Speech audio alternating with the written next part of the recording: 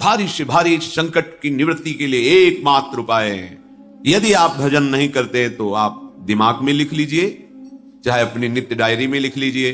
आप एक बात पर विश्वास कर लीजिए कि आपको कोई भी सुखी नहीं कर सकता।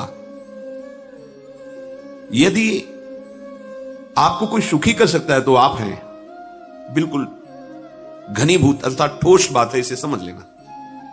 यदि आप अपने विचार के द्वारा, विवेक के द्वारा अधर्माचरणों का त्याग करके धर्म पूर्वक जीवन व्यतीत करते हुए भगवान नाम जप करते हैं तो पूर्व पाप कर्म के अनुसार जब देह रचा गया तो उसमें जो प्रारब्ध दुख सुख का है वो तो आएगा, पर आपको परास्त नहीं कर पाएगा। और आगे आपके लिए महासुख है जो दुख और सुख दोनों से परे है। अखंड प्रसन्नता, अखंड आनंद, वो केवल आपके करने से होगा। उपदेश मिल सकते हैं, मार्ग बताया जा सकता है, आपको सहयोग मिल सकता है, पर चलना आपको होगा। यदि आप नहीं चले तो ये कहीं भ्रम हो कि मैं कहीं जाऊं और मेरी दुख निवृत्ति हो जाए, तो इस भ्रम को छोड़ देना। क्योंकि हम आप तो बहुत छोटे जीव हैं, अर्थात बहुत लघु तपस्या, लघु पुण्य वाले हैं। हम उन महापुरुषों की बात करते हैं जिन्होंने आजीवन ऐसा तप संचय किया, फिर भी उनके शरीर में भारी से भारी दुख देखे गए। ये दुख और सुख एक भ्रमात्मक इंद्रजाल है माया का, ना दुख है ना सुख है। जैसे जो सपने सिर काटे कोई, बिन जागे दुख दूर न होई, ऐसे स्वप्न में तुम चक्रवर्ती सम्राट बन जाओ तो जगने पर तुम थोड़ी रहोगे, तुम जो हो वही होगे। हम भगवान के चिदानंद अंश हैं। ये भूलकर हम अपने को स्त्री पुरुष, अच्छा बुरा, धनी निर्धन, दुखी सुखी आदि आदि बहुत सा प्रपंच है, इसे हम अपने दिमाग में बैठा लिया है। जब तक आप ये प्रपंच नहीं छोड़ोगे तब तक आपको सुखी कोई कर ही नहीं सकता, क्योंकि दुखालयम नाशवान संसार का तो तुमने अस्तित्व रखा है। अगर ये किसी के दूर करने से होता तो स्वयं जगत गुरु परब्रह्म परमात्मा तत्व भगवान श्री कृष्ण सामने हैं और अर्जुन को कह रहे हैं, मात्रा स्पर्शास्तु कौन्तेय शीतोष्ण सुख दुखदा आगमा पायनो अनित्यास्तास्ति तिक्षस्व भारत। हे भारत, हे अर्जुन, ये आने जाने वाले अनुकूलता प्रतिकूलता, गर्मी शीतलता, अर्थात काम क्रोध लोभ मोह मद मत्सर अपमान निंदा, ये सब ताप पहुंचाते हैं। अनुकूलता सम्मान यश कीर्ति धन वैभव मानी हुई मान्यता, ये सब शीतलता पहुंचाते हैं। ये उष्णता और शीतलता, अनुकूलता और प्रतिकूलता आने जाने वाले हैं। भगवान ये नहीं कह रहे मैं मिटा दूंगा, कह रहे तास्ति तिक्षस्व भारत। हे अर्जुन, ये तुम्हें सहना होगा। यदि तुम इसे सह गए तो तुम्हारे हृदय में ऐसी स्थिति प्रकट हो जाएगी कि फिर ये स्पर्श भी नहीं कर पाएंगे। सहने से तुम्हारी भक्ति बढ़ेगी, तुम्हारा चिंतन बढ़ेगा, तुम्हारा स्मरण बढ़ेगा, सत्य वस्तु के लिए, सत्य तत्व के लिए तुम सुखी हो जाओगे। बिल्कुल खुली बात। आडंबर नाटक पाखंड इसकी जरूरत नहीं। प्राकृतिक भोगों में सुख बुद्धि, देहाभिमान, विद्या रूप महत्व कुल धन यौवन अभिमान, यही तुम्हारे दुख का मूल है और ये कोई दूसरा नहीं हटा सकता। ये तुम्हें अपने विवेक सत्संग से प्राप्त हुए विवेक के द्वारा, शास्त्र स्वाध्याय से प्राप्त हुए विवेक के द्वारा इसे तुम्हें त्यागना है। दुख तुम पकड़े हो तो छुड़ा कौन सकता है? छुड़ाना तो आपको ही पड़ेगा। अगर कोई वादा करता है कि मैं आपको दुख रहित कर दूंगा, मुझे आज तक समझ में नहीं आया। दुख रहित होने का जो उपाय है वो गुरुजन महापुरुष संत जन बताते हैं कि जब चारों ओर अंधेरा छा रहा हो, कोई अपना न दिखाई दे रहा हो, केवल दुख ही दुख, अशांति ही अशांति, उस समय आप देखिएगा कोई एक है जो आपको बहुत प्यार कर रहा है। वो हमारे प्रभु हैं। आप जिनकी तरफ पीठ किए हो और जहां दुख है उधर मुख किए हो, वापस घूमो, सन्मुख होइएगा। सन्मुख होए जीव मोहि जब वही, जन्म कोटि अघनाशों तब वही। करोड़ों जन्मों के पाप नष्ट कर देते हैं भगवान। जहां प्रभु की तरफ हुए तो पता चला बहुत जन्मों से बिछुड़ा था, वो मेरे स्वामी मिल गए। भारी से भारी संकट की निवृत्ति के लिए एकमात्र उपाय है भगवान श्री हरि का आश्रय, उनके नाम का जप। सत्य मान लीजिए, आडंबर से कुछ नहीं होना। चाहे जितने जंतुर बांध लो, चाहे जितना जो कुछ जादू टोना जो मनावे सो कर लो। बारी मथे घृत होए बरु शिकताते बरु तेल, बिनु हरि भजन न भवतरी यह सिद्धांत अपेल। विनिश्चितम बदामिते नान्यथा वचांस में हरि भजंती। अटल बात है, यदि भजन नहीं करोगे तो तुम्हें कोई सुखी नहीं कर सकता। तात्कालिक आपको ऐसा लग सकता है मेरा काम बन गया, नहीं, वो तत्कालिक है। हमारा काम बनना तो तब होगा जब हमारा आवागमन मिट जाए, सदा सदा के लिए मुझे ऐसी वस्तु प्राप्त हो जाए कि जहां चाह ही खत्म हो गई, जहां दुख ही खत्म हो गया। वो हमारा स्वरूप है, वो हमारे आराध्य देव है। प्रार्थना मान लीजिए, भटकाव से बचिए। ये कलिकाल मलायतन मन कर देख विचार, श्री रघुनाथ नाम बिन नाहिन आन आधार। महापुरुषों ने स्पष्ट कहा है, ये मलायतन मल का आगार है। मल माने कामना, नाना प्रकार की वासना, भ्रष्ट आचरण, छल कपट, दंभ पाखंड, बोलबाला, इसका एकमात्र श्री भगवान का नाम आधार है। जो चाहत है नित्य सुख अरुण मन को विश्राम, तो हित ध्रुव हित सो भजत रो पल पल श्यामा श्याम श्यामा श्याम श्यामा श्याम। यदि सच्चिदानंद शाश्वत सुख चाहते हो, जहां से कभी हटना ना पड़े, केवल सुख ही सुख है, आनंद ही आनंद है, और मन का विश्राम चाहते हो कि भाग दौड़ मन की मिट जाए, तो बस प्रेम से बोलते रहो श्यामा श्याम श्यामा श्याम, राधे श्याम, राधा राधा राधा वल्लभ। ये बड़ी शोध करके महापुरुषों ने बात कही है। यदि आप भजन नहीं करते तो आप दिमाग में लिख लीजिए, चाहे अपनी नित्य डायरी में लिख लीजिए, जो आप दिनचर्या लिखते हैं। आपको कहीं भी कभी भी कोई भी सुखी नहीं कर सकता। गांठ बांध लीजिए, भटकने की जरूरत नहीं है। और यदि नाम जप करने लगे, धर्माचरण करने लगे, तो तुम आशीर्वाद देने वाले बन जाओगे। सातरति सातरति सा लोकांतारयति। ध्यान दीजिए, वो तर जाता है, वह तर जाता है, वो लोकों को तार देता है। जब पृथ्वी में भयंकर पापाचरण की वृद्धि हुई, असुरों के द्वारा प्रेरित होकर के जहां भी धर्माचरण, नाम कीर्तन, यज्ञ, हवन, होम, ऋषि मुनि विध्वंस कर दो, क्या हुआ? कोई दूसरा दिखाई दिया क्या? नहीं, किसी की सामर्थ्य नहीं थी। सब मिलकर के ब्रह्मा जी के पास गए, जो ईश्वर कोटि के महापुरुष, सबने ब्रह्मा जी से प्रार्थना की।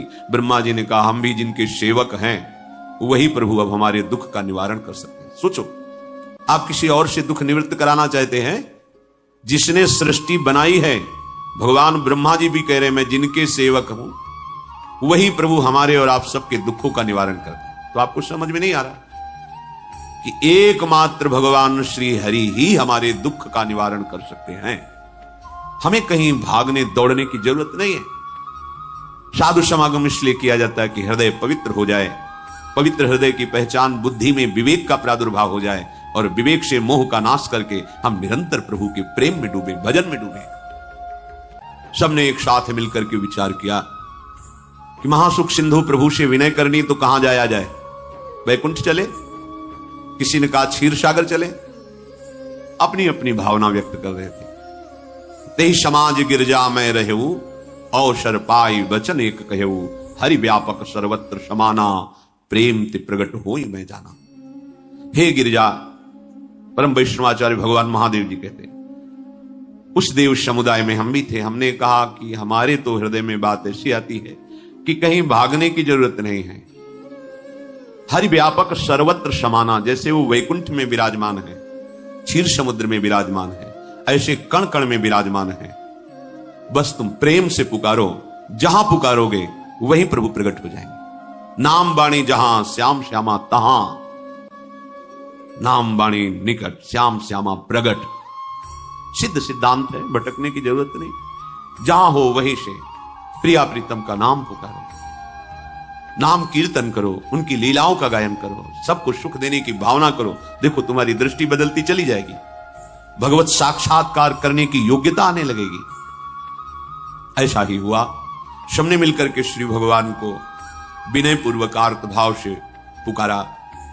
आकाशवाणी हुई, निर्भय हो जाओ, निश्चिंत हो जाओ, मैं स्वयं अपने अंशों के सहित अवतार लेकर इस भूमि का भार हरण करूंगा।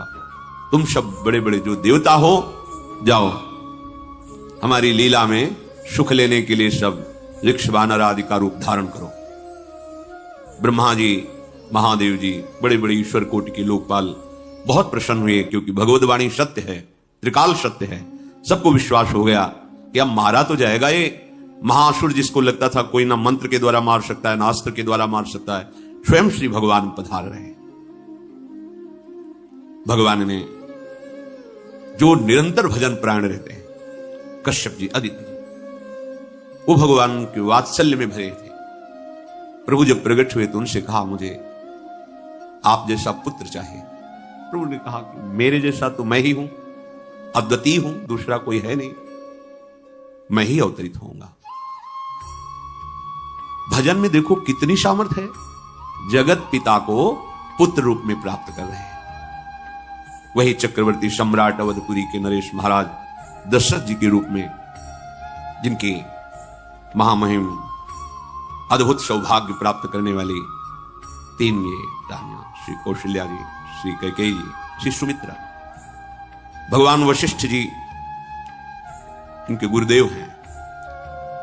प्रायः बड़े बड़े महान जो राज्य पालक रहे, उनके ऊपर, राजा के ऊपर महाराजा विराजमान रहे।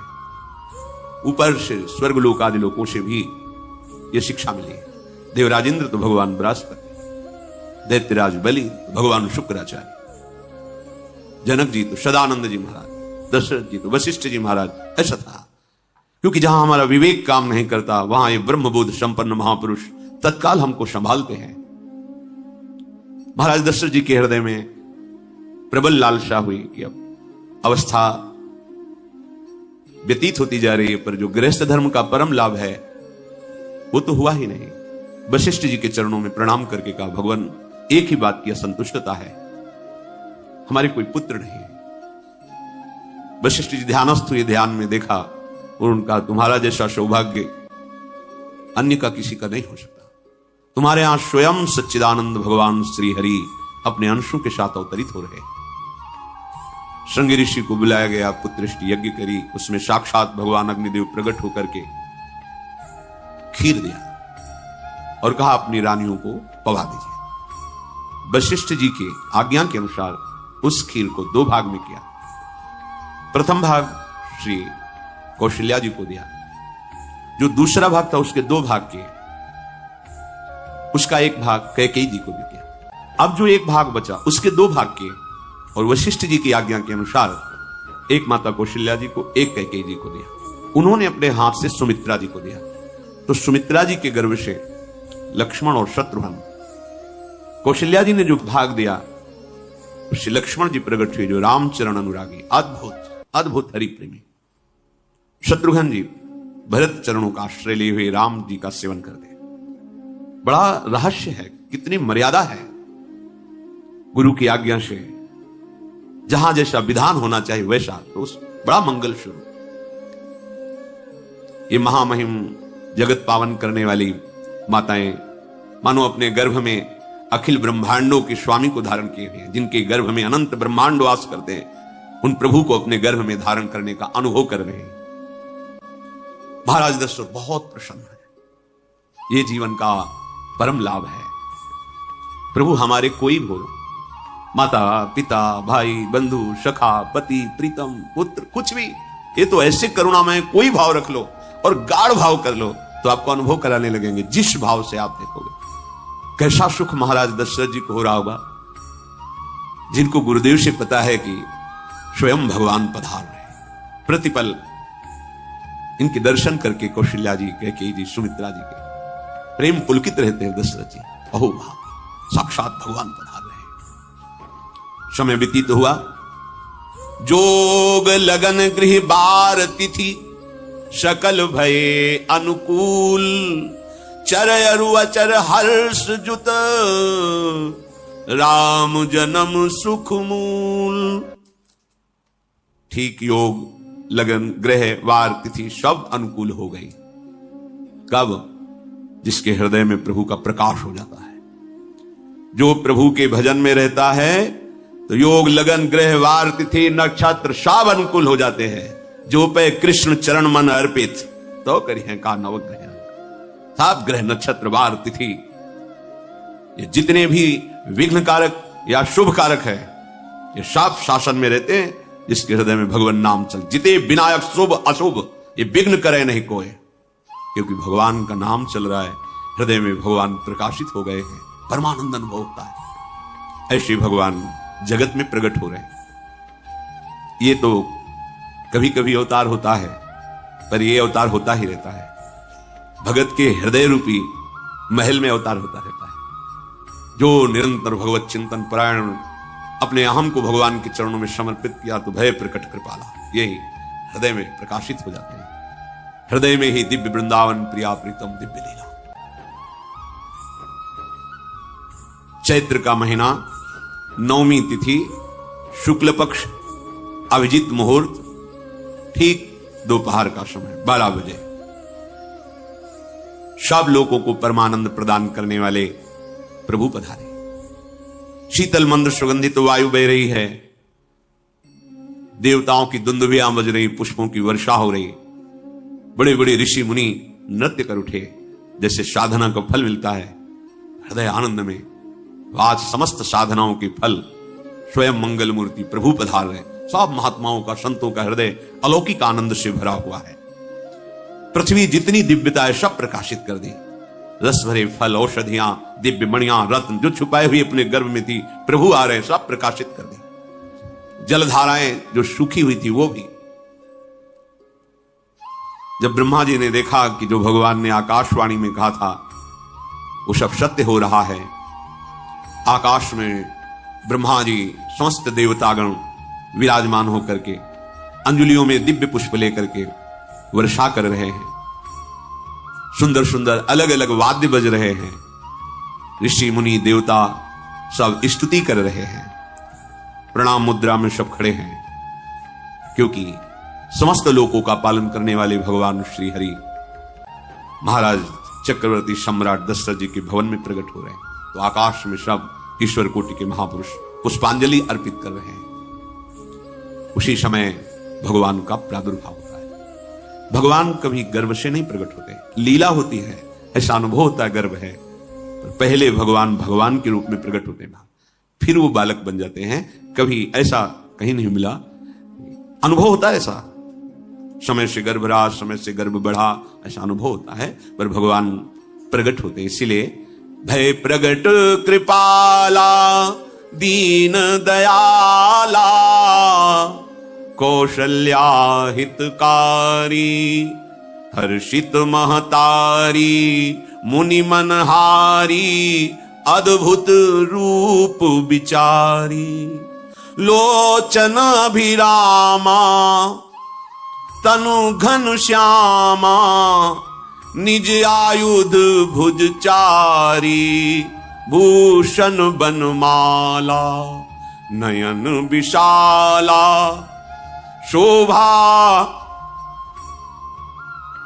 सिंधु खरारी कह दुई कर जोरी अस्तुति तोरी केहि विधि करो अनंता माया गुण ज्ञाना तीत अमाना वेद पुराण भनंता करुणा सुख सागर सब गुण आगर जेहि गावहि श्रुति संता सो मम हित लागी जन अनुरागी भयउ प्रगट श्रीकंता ब्रह्मांड निकाया निर्मित माया रोम रोम प्रतिवेद कहे मम उर्षो बाशी यह उपहासी सुनत धीर मति थिर न रहे उपजा जब ज्ञाना प्रभु मुस्काना चरित बहुत विधि कीनी चहे कही कथा सुहाई मातु बुझाई जेहि प्रकार सुत प्रेम लहे, दीनों पर दया करने वाले। बात समझे, बहुत तपस्या है, बहुत गुण है, बहुत बड़े साधक हो, बहुत बात अभी नहीं बनी। दीनों पर दया कर। अगर हमारा भजन साधन बन रहा है, हमें भगवत चर्चा कथन श्रवण का सौभाग्य धाम नाम रूप